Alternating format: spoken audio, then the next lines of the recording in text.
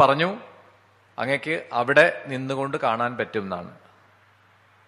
എന്നിട്ട് അങ്ങനെ ദക്ഷിണഭാഗത്തേക്ക് അഗസ്ത്യനെ അയച്ചു എന്നാണ്. ഭഗവാൻ പറഞ്ഞാൽ പിന്നെ ആ ആജ്ഞയെ പാലിക്കാതിരിക്കാൻ പറ്റില്ല. ആ ആജ്ഞയെ ശിരസാ വഹിച്ചുകൊണ്ട് അഗസ്ത്യൻ തന്റെ പത്നിയായിട്ട് ലോപാമുദ്രയോടുകൂടി ആ വടക്ക് ദിക്കിൽ നിന്നും പുറപ്പെട്ട് ആ മലയപർവ്വതത്തെ പ്രാപിച്ചു എന്നാണ്. അപ്പൊ എന്തായി? അതുവരെ ഒരു ഭാഗത്ത് ഒരു വശത്ത് ഭാരം അധികമാവുകയും സമസ്ഥിതിയെ തെറ്റിയതായ ഭൂമി വീണ്ടും പഴയ അവസ്ഥയിലായി തീർന്നു എന്നാണ്. അപ്പൊ അങ്ങനെ തപോബലമുള്ള ആ ഒരു അഗസ്ത്യന്റെ മഹാത്മ്യം കൂടി ഇവിടെ പറഞ്ഞു. തുടർന്ന് ആ വിവാഹത്തിന്റെ ചടങ്ങുകൾ, അഗ്നികർമ്മങ്ങൾ എന്നാണ്. ബ്രഹ്മാവ് പ്രാർത്ഥിക്കുകയാണ്, ഈ വൈവാഹിക കർമ്മത്തിൽ വിവാഹത്തിന് അഗ്നികർമ്മം വേണം. അതൊക്കെ ലോകവിധി അനുസരിച്ച് അനുഷ്ഠിക്കണം. കാരണം ആരാണ് അവിടുന്ന്? ലോകത്തിന്റെ മുഴുവനും ഗുരുവാണ്, നാഥനാണ്. ഭഗവാൻ അനുമതി കൊടുത്തു. ബ്രഹ്മാവ് വേഗം തന്നെ അതിനുള്ള ഒരുക്കങ്ങളൊക്കെ ചെയ്തു. ആ ഹോമകുണ്ഡത്തിൽ അഗ്നി ജ്വലിപ്പിച്ച് അതില് ആജ്യമാഹൂതി, നെയ്യ് ആഹൂതി ചെയ്യുന്നു. അങ്ങനെ ചടങ്ങുകളൊക്കെ നടന്നുകൊണ്ടിരിക്കെ സപ്തപതി എന്ന സാപ്തപദം എന്നാണ് വിവാഹത്തിന്റെ മറ്റൊരു ഭാഗമാണ് സപ്തപതി. ആ ഭഗവാൻ പാർവതിയുടെ കാൽപാദത്തെ പിടിച്ച് മുന്നോട്ട് വയ്പ്പിക്കുക എന്നാണ്. അതാണ് സപ്തപതി. 7 ചുവട് മുന്നോട്ട് വയ്പ്പിക്കുന്നു എന്നാണ്. ഭാഗവതത്തിന്റെ ഒരു താത്വികമായ താത്പര്യവും അങ്ങനെയാണ് പറയുക. 7 ദിവസം കൊണ്ടാണ് ഭാഗവത ശ്രവണം ചെയ്യുന്നത് ശ്രീമദ് ഭാഗവതം. അതും ഒരു തരത്തിൽ സപ്തപതിയാണ് എന്ന് പറയാറുണ്ട്. അതതിന്റെ ഒരു എന്താണ് വേദാന്ത തലത്തിലുള്ള താല്പര്യം. പക്ഷെ സപ്തപതിക്ക് വൈദിക അർത്ഥം മറ്റൊന്നുണ്ട്. വധുവിനോട് വരൻ ചെയ്യുന്ന ഒരു പ്രതിജ്ഞ തന്നെയാണ് സപ്തപതി. നിന്റെ ജീവിതത്തിൽ ഇപ്പൊ ഞാൻ എൻ്റെ ഒപ്പം കൂട്ടിക്കൊണ്ടുവരികയാണ്, കൈപിടിച്ച് കൊണ്ടുവരികയാണ്, നമ്മൾ ഒന്നിച്ചിട്ടാണ് ഇനി ഉള്ള ജീവിതം തുടരുന്നത്. ഹേ വധു, നിന്റെ ജീവിതത്തിൽ നിനക്ക് നല്ല സൗഹൃദങ്ങൾ ഉണ്ടാവട്ടെ, നിനക്ക് അന്നം സുലഭമായി തീരട്ടെ, സന്തതികളുണ്ടാവട്ടെ, യോഗ്യന്മാരായിട്ടുള്ള പുത്രന്മാരുണ്ടാവട്ടെ. ഇങ്ങനെ തുടങ്ങി ഭൗതികമായിട്ടും ഒക്കെയുള്ള എല്ലാ ആ ഐശ്വര്യവും ശ്രേയസ്സും വർദ്ധിക്കട്ടെ എന്നൊക്കെയുള്ള ഒരു പ്രാർത്ഥനയും അതിലടങ്ങിയിട്ടുണ്ട് എന്ന് കാണാൻ പറ്റും.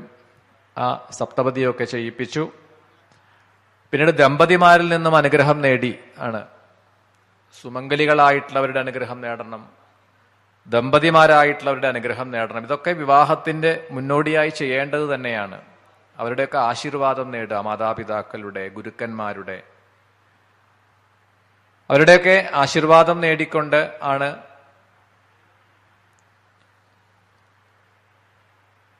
ആ സമയത്താണ് രതീദേവി വളരെയധികം സങ്കടത്തോടുകൂടി ആ സഭയിൽ ബാക്കി എല്ലാവരും സന്തോഷിച്ചുകൊണ്ട് നിൽക്കുമ്പോൾ രതിയുടെ സങ്കടം എന്താണ്? തന്റെ ഭർത്താവ് ആ ശരീരം നഷ്ടപ്പെട്ടവനായി മാറിയിട്ട് കാലം കുറയായി, അനങ്കനായിട്ട്.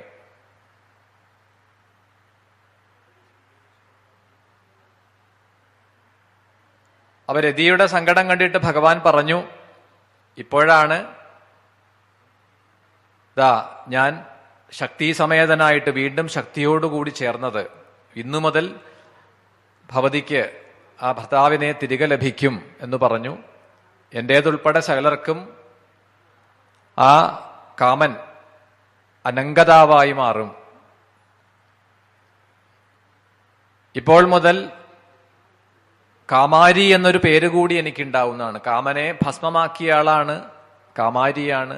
എന്നാൽ ആ കാമനെ ജീവിപ്പിച്ചതും ഭഗവാൻ തന്നെയാണ്. അവിടെ വാസ്തവത്തിൽ അതിന് പ്രേരണയായത് ആരാണ്? ശക്തിയാണ് എന്നാണ്.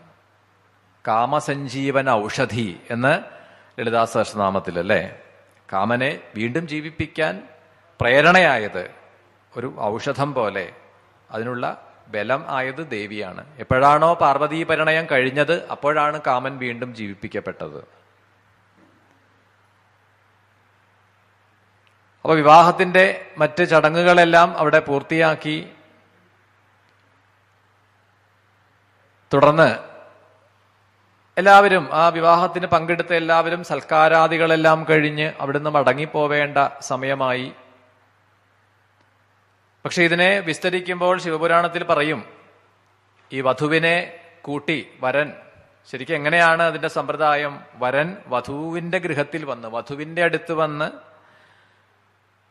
വധുവിന്റെ ഗൃഹത്തിൽ നിന്നും വിവാഹം ചെയ്ത് തന്റെ ഗൃഹത്തിലേക്ക് കൂട്ടിക്കൊണ്ടു പോവുകയാണ് വേണ്ടത് എന്നാണ്. അതാണ് ശരിയായ സമ്പ്രദായം എന്നാണ്. ഇനി മറ്റൊന്നുകൂടിയുണ്ട്. ഈ വധുവിന്, ഈ പെൺകുട്ടിക്ക് തീർച്ചയായിട്ടും തന്റെ മാതാപിതാക്കളോടുള്ള ഒരു മമത നിലനിൽക്കുന്നുണ്ട്. അപ്പൊ അത് പതുക്കെ പതുക്കെ ഈ താൻ തന്നെ വിവാഹം കഴിച്ച തന്റെ പതിയോട്, തന്റെ ഭർത്താവിനോട് ആയതിനു ശേഷമേ വധുഗൃഹത്തിൽ നിന്ന് കൂട്ടിക്കൊണ്ടു പോകാവൂ എന്നാണ്. അപ്പൊ അതിനാണ് ഏതാനും ദിവസം അവിടെ താമസിച്ച ശേഷം കൂട്ടിക്കൊണ്ടു പോകുന്ന ഒരു സമ്പ്രദായം അന്നും ഉണ്ടായിരുന്നു എന്ന് കാണിക്കുകയാണ്. പിന്നീട് അവിടുന്ന് ദേവപത്നിമാരും ഋഷിപത്നിമാരും ഒക്കെ അവിടെ വെച്ച് തന്നെ പാർവതീദേവിക്ക് പതിവ്രതാധർമ്മത്തെ ഉപദേശിച്ചു കൊടുക്കുന്ന സന്ദർഭമൊക്കെ ശിവപുരാണത്തിലാണ് അതൊക്കെ വിസ്തരിക്കുക. അങ്ങനെ അവിടുന്ന് മടക്കയാത്ര ആരംഭിക്കുകയാണ്. എല്ലാവരെയും ആശീർവദിച്ചുകൊണ്ട് തന്റെ ഗണങ്ങളോടുകൂടിയിട്ട് ഭഗവാൻ പാർവതിയോടുകൂടി കൈലാസത്തിലേക്ക് എഴുന്നള്ളി എന്ന് പറഞ്ഞുകൊണ്ടാണ് നമ്മളിവിടെ ആ ഒരു സംഭവ കാണ്ഡത്തിലെ ആ ഒരു കഥാസന്ദർഭത്തെ സമർപ്പിക്കുന്നത്. പാർവതീപതയേ ഹര ഹര മഹാദേവ. തുടർന്നുള്ള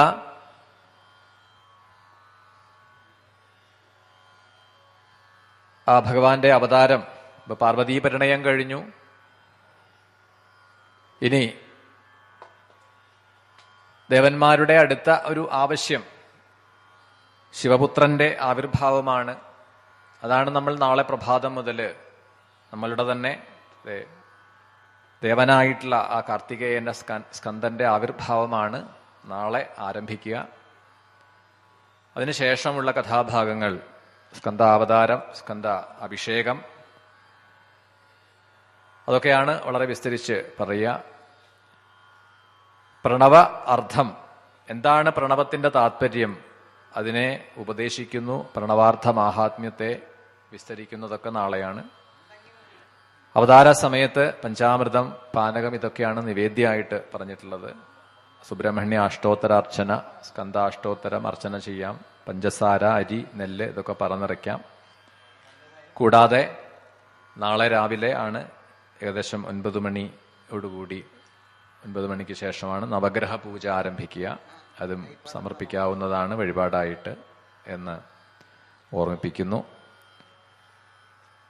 വാക്കുകൾ ഗുരുപരമ്പരകളുടെയും ഭഗവാന്റെയും പാദങ്ങളിൽ സമർപ്പിക്കുന്നു.